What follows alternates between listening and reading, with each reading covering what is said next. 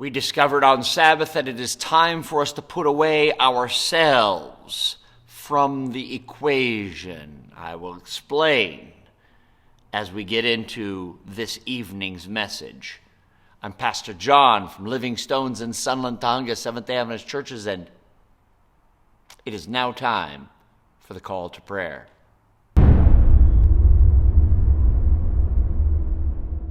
Yes, my friends, taking ourselves out of the equation is a difficult thing to do.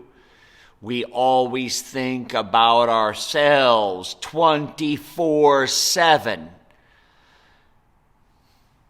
This story that we were doing in Acts, last call to prayer, will feed into now this message, and we will feed it even into last Sabbath's message about July the 4th and the Twin Towers coming down, and how God creates brothers and sisters out of people that have no lineage together. So Cornelius got this dream, and an angel said to him, God has seen your love for the poor, has seen your kindness for those that are on the side of God. Send men to a man named Simon over in Jaffa. And so those men start heading off. And so I read in chapter 10 of Acts, verse 9, about noon the following day, they were on their journey and they were approaching the city where Peter then went up. Simon Peter went up. Remember, he was staying at the house of another Simon, Simon the tanner, another businessman. Peter was a businessman in his early days before he met Jesus, and he was at the tanner's house. A tanner is one who, of course, makes leather, tans leather, and sells leather. So probably somewhat well-to-do, nice house, and he could sleep. Peter could sleep on the roof of this house. He went up to the top of it, and he was getting ready to have something to eat, actually. And while he was having the meal, and it was being prepared, he fell into a trance, and he saw heaven opening and something like a large sheet being lowered down to the earth by its four corners. He saw all kinds of animals, four-footed animals as well as reptiles and birds. And a voice told him, "Get up, kill, eat." Peter says, "No way, man." See, he's going by the rules we all have in the Bible, which is the kosher foods. You don't eat of the unclean animals. But the voice from heaven says, "Go, kill, and eat." And Peter says, "Surely not. I've never tasted anything impure or unclean." And a voice spoke to him the second time, "Do not call anything that God has made clean, do not call it unclean." Wow. When this happened, it happened 3 times. Now another 3. Remember Peter? Jesus called him 3 times. Peter denied Jesus at the cross or near his death 3 times. And then Jesus said, "Do you love me?" 3 times. And now this vision comes down from heaven thrice, 3 times. Once, twice, thrice. Peter was wondering what the meaning of this vision was, because Peter says, "What in the world? We've been given these rules and Jesus kept all these rules. Am I supposed to change the rules now? Or is the Bible wrong in some way?" And then as he's wondering about it, something happens. While Peter was wondering about the meaning, this is in verse, of course, 17. This is Acts 10:17. While Peter was wondering about the meaning of the vision, the men sent by Cornelius, a Gentile, someone that's not Jewish, someone that's not a part of the crew of Israel, not a part of the inside group of those who were Christians, those who followed the way, an outsider, Cornelius, who loves Jesus very much. Or should I say loves God very much, but was to discover Jesus and found out that he actually was loving Jesus all along. Let's continue reading, though. He was wondering what it says, and then they showed up at Simon the tanner's house and was there stopped at the gate. They called out, asking if Simon, who was known by Peter, was staying there. While Peter was still thinking about the vision, the Spirit said to him, Simon, 3 men. 3 came down times. 3 visions of this sheet came down, saying, what I have made pure, do not say is impure. Then 3 men are at the gate, right? They're calling him. These are, of course, uncircumcised Gentiles, the ones that are outsiders, the ones that aren't considered a part of the promises, right? So while Peter was still thinking about the vision, the Spirit said to him, Simon, 3 men are looking for you. So he got up, he went downstairs. Do not hesitate to go with them, the Spirit said, for I have sent them. Peter went down and said to the men, I'm the one you're looking for. Why have you come? And then they begin to tell the story of this Gentile. What I said in the beginning is, things are not always what we think. We grow up in this world, and we think about people, and we see our mom and dad, or we see our family, or whatever constitutes our family, our significant adult that's with us, perhaps. We see our school and our place. We may have grown up in an Asian community, a Latino community, a white, a black, a polka dot, whatever it is. We all see things the way we see them with our eyes. On Sabbath, we talked about the Twin Towers and them coming down.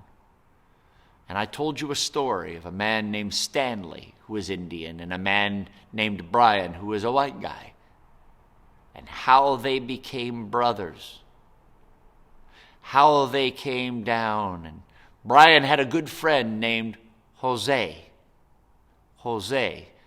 that was going up the towers while they were coming down. Only 8 minutes later, that tower was to start coming down. Jose died, giving his life for others. It is not until crisis happens in our lives that we discover what Jesus has been telling us all along, that we all are people. Don't ever look at another person, whether they have white skin, black skin, brown skin, yellow skin, or within our culture and the way we speak, as different. We are one. Multiculturalism is a beautiful thing, but the difficulty with sometimes how multiculturalism is taught is it's there to kind of separate us and point out differences, when in actuality, God says we're one. We may have different ways, but we still have blood running through our arteries. You know, no matter where you go in the world, there's always O, positive, negative, A, B, and B blood. We all are connected. We're all human. We are all one. And as Christians, we are all one in the Spirit. Cornelius was a man, as we will discover next week, that is incredible. And it's an incredible story where we see Peter, or Simon Peter as we say,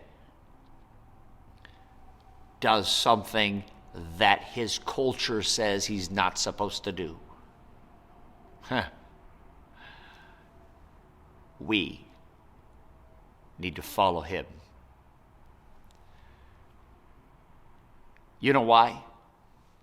And this comes to the crux of it all.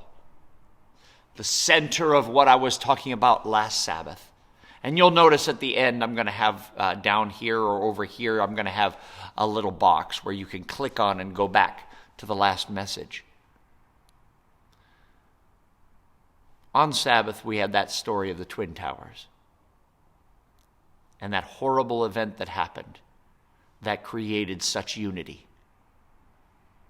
of individuals. But I want you to know that that story is us and this world. We are in the twin towers of this world. This universe has had irreparable damage that has happened to it because of sin. And these towers are going down. But Jesus, like Jose, like those firemen, came in and went up while we are running down. He gave his life for everyone in those towers, whether they're good or bad, whether they're white or black, whether they're red or brown, yellow, female, male, whether they're slave or free, whether they're Greek or Hebrew. He gave himself for you, and he loves you so much. This is what makes us brothers and sisters. In the equality, not equity, in the equality, the unity of being at the same level, because Jesus died for the rich and the poor, the male and the female, the red, yellow, black, brown, white, that are all precious in his sight. And therefore, this is why Peter received the vision that we see in the book of Acts, chapter 10. The vision of he who loves all. What God has made pure, do not say is unclean. In the next few minutes, we're going to be having our intercession where we pray for those that we know and those we don't know.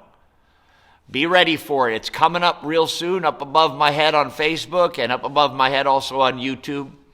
And please make sure you subscribe, hit the little bell so that you're always informed whenever something comes, and smash that like button down there and share these things all around.